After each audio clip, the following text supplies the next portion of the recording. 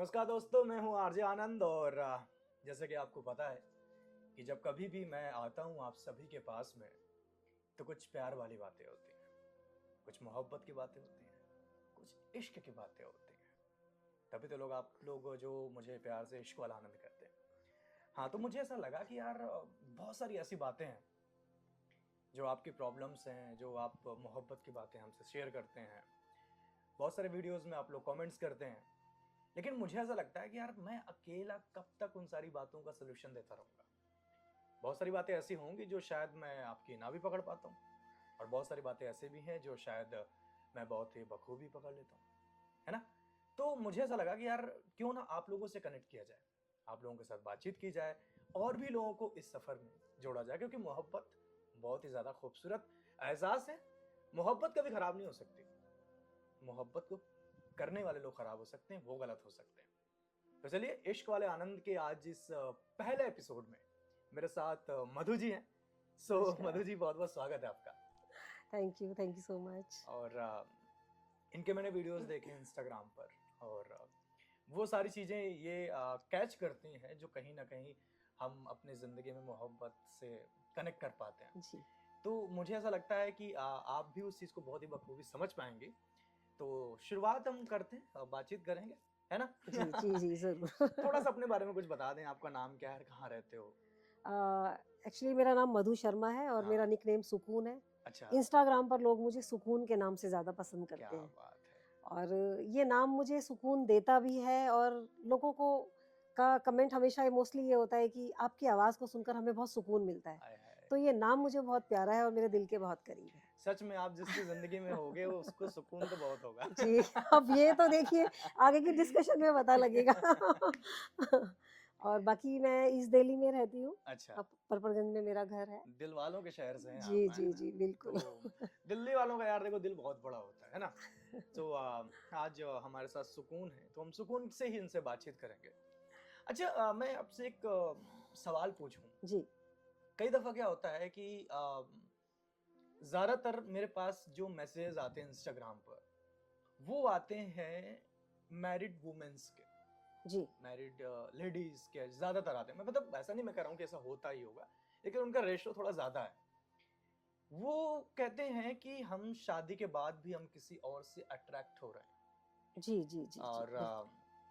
हमें किसी और से प्यार हो गया है। तो मेरा सवाल ये होता है कि जिनके साथ आपकी शादी है तो उनके साथ क्या है। तो वो बोलते हैं कि यार उनके साथ तो हम बस हैं क्योंकि हमारी मर्जी से शादी नहीं हुई थी।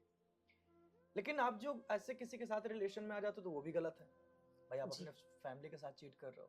तो ऐसी सिचुएशन में वो लोग क्या करें जिससे कि वो ना तो अपने फैमिली को डिस्ट्रॉय कर पाए और अपने लाइफ को आगे भी कैरी ऑन कर पाए। मतलब क्या कहना चाहोगे आप।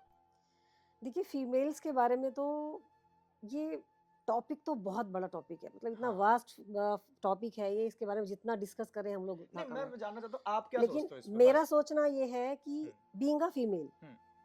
तो मैं भी 40 प्लस में हूँ। हम्म। और बीइंग अ फीमेल, मैं एक मैरिड वुमेन हूँ, एक हम्म। बच्चे की माँ हूँ। हम्म। 22 साल का मेरा बेटा है। लेकिन इस एज में भी आकर हम्म। जैसे फीमेल्स को ये प्रॉब्लम्स ज़्यादातर आती हैं हम्म। कि वो अपने फैमिली में ना कहीं सेटिस्फाइड नहीं है। नहीं, ऐसा तो उसका क्यों। रीज़न मैं वही हाँ। उसी उसी पर आ रही हूँ। उसका रीज़न यही है कि वो लोग कहीं ना कहीं डिसकनेक्ट हो गए हैं अपनी फैमिली से या कह सकते हैं आप वो अपने हमसफर से, अपने जीवन साथी से। हम्म। अब उसका रीज़न क्या है कि शादी को कुछ साल हो गए हैं। हम्म। धीरे धीरे स्टार्टिंग के 6 महीने, साल भर, 2 साल तो सबका बहुत अच्छा चलता है, हम्म। मतलब वो सपनों की दुनिया में जीते हैं। हम्म। धीरे धीरे बच्चे हो जाते हैं, जिम्मेदारियां बढ़ जाती हैं, जेंट्स लोग कमाने में लग जाते हैं। और इस रूटीन में वो कहते हैं ना कि एक तो आप डेट पर मिलने के लिए जाते थे तो बहुत एक आप तैयार होके जाते हो, हैपनिंग रहता है सब खुशबू कुछ। खुशबू, हाँ हैपनिंग रहता है। लेकिन जब आप घर में ही रह रहे हो, उसी लेडी को आपने प्लाजो में देख रहे हो ऐसे बाल खुजाते हुए, तो लगता है यार ये क्या, अट्रैक्शन ही खत्म हो जाता है बंदे का। ऐसे ही वो जेंट्स का लगता है। तो इन दोनों का एक तो अट्रैक्शन खत्म होने लगता है। बाकी फैमिलीज की इतनी जिम्मेदारियां होती हैं कि दोनों धीरे धीरे कहीं ना कहीं ख्वाबों की दुनिया से असलियत की दुनिया में आ जाते हैं। और आपको शायद थोड़ा सा माइंड मत कीजिएगा, बट मोस्टली जो होता है, हम बात करें जैसे फीमेल्स की, फीमेल्स बाहर कनेक्ट हो जाती है। कनेक्ट किसके साथ होती हैं? वो जेंट्स के साथ ही होती हैं। तो पहला जो स्टेप होता है ना, मेरे हिसाब से वो जेंट्स का होता है। अच्छा। क्योंकि जेंट्स लोगों का क्या होता वो है, ये अप्रोच मतलब आपका कहना मतलब वो है कि अप्रोच पहले अप्रोच करते हैं, जेंट्स पहले करते हैं। अप्रोच जेंट्स पहले देखो ये तो करते हैं। बात हमेशा कही गई कि मैन विल बी मैन। हाँ, तो इसलिए हम लोग पहले तो मैं ये कहना चाहूंगी कि फीमेल्स को हम लोग रिस्पॉन्सिबल कहीं ना कहीं नहीं मान सकते। अच्छा। और दूसरा क्या है कि देखिए, जब फीमेल को ना घर में सारा दिन खटती है, बाहर की भी जिम्मेदारी है, आज मॉडर्न टाइम है, हम्म लेकिन अंदर से कहीं ना कहीं सुकून खत्म हो चुका है फीमेल्स का। हम्म और उनको जब महसूस होता है कि उनका हस्बैंड तो किसी और से चैटिंग कर रहा है, या अचानक से पता लगता है सेक्रेटरी के साथ उसकी पर्सनल सेक्रेटरी के साथ उसका रिलेशन निकल आया, तो इस टाइम पे ना लेडी टूट जाती है। अब वो क्या करे, उसके बच्चे भी हैं, उसकी जिम्मेदारियां भी हैं, उस कंडीशन में वो अंदर से अपने आप को समेटती है, इकट्ठा करती है, फिर वो सोचती है अब मुझे बच्चों के लिए तो जीना है, लेकिन अंदर से कहीं ना कहीं जब आप भी जिंदा नहीं हो, आप दूसरों को कैसे लाइफ दे सकते हो। बिल्कुल बिल्कुल बिल्कुल। उस टाइम पे वो शुरुआत होती है उसकी सोशल मीडिया पर सर्च करने की, या जो भी उसको थोड़ा भी अप्रिशिएट करता है, हाँ, या तो फिर वहां पर वो कनेक्ट हो जो जाती है, चीज उसको अच्छी लगने लगती है, अच्छी लगने लगती, जो उसको वैल्यू देता है। वैल्यू देने लगता है, प्यार बिल्कुल। कम होता है, चल जाता है, जहाँ पर रिस्पेक्ट नहीं होती ना, तो वहां पर चीजें डगमगा जाती हैं। जगमगा जाते हैं। तो मेरा मानना तो यही है। इसीलिए कोई भी फीमेल नहीं तो फीमेल का, देखिए आप भी इस बात को एग्री करेंगे, कहते हैं कि फर्स्ट जब उनका इंट्रोडक्शन होता है, जब वो साथ आते हैं, तो जेंट्स का प्यार खत्म होता है और लेडीज का शुरू होता है। ये कुदरत ने ही हमें ऐसा बनाया है। तो अचानक से कुछ साल बाद ऐसा क्या हो जाता है कि वही फीमेल जो अपने हस्बैंड के लिए, अपने पार्टनर के लिए इतनी पागल थी, अचानक से क्या हो गया। तो कहीं ना कहीं उसको रिस्पेक्ट नहीं मिलती, उसको ना डिनाई किया जाता है उसकी हर बात को।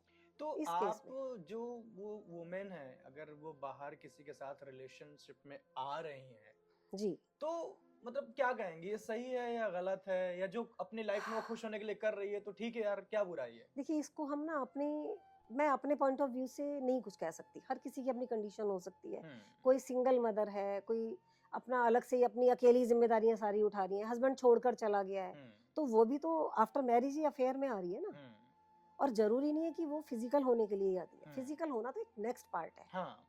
कुछ केसेस को छोड़कर वो तो एक नेक्स्ट स्टेप हो गया, लेकिन स्टार्टिंग में 100% लेडी कहीं ना कहीं जो कोई अप्रोच करता है, उसको लगता है मैं थोड़ा कंफर्टेबल हूँ, उसके साथ ही वो अटैच मतलब होती है। ओवरऑल गलत मैं उसको नहीं हाँ, बोलूंगी। मतलब उसको वो फीलिंग उसके साथ कनेक्ट होने लगती है, और उसको कहीं ना कहीं वो शुरुआत वाले दिन आप उसके साथ वो जोड़ने लगती है कि यार जैसा मेरे हाँ, साथ पहले उसको होता लगता था। है मैंने कुछ पल जी लिए। हाँ। हम जैसे छोटी सी बात करते हैं जेंट्स के बारे में कि घर पे अगर खाना नहीं मिलेगा तो वह बाहर तो होटल में जाके खाएगा ना।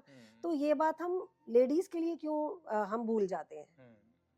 ये भी हमारी शरीर की, हमारे मन की तो जिम्मेदारी है, तो हमारी भूख है। तो इस बात को लोग गलत तरीके से ले लेते हैं। भूख शब्द को मतलब थोड़ा अलग तरीके से ना लिया जाए हाँ, हाँ, प्लीज, मतलब है बेसिकली ना, कि कहने मतलब ये मतलब है हमारा कि एक खुराक है।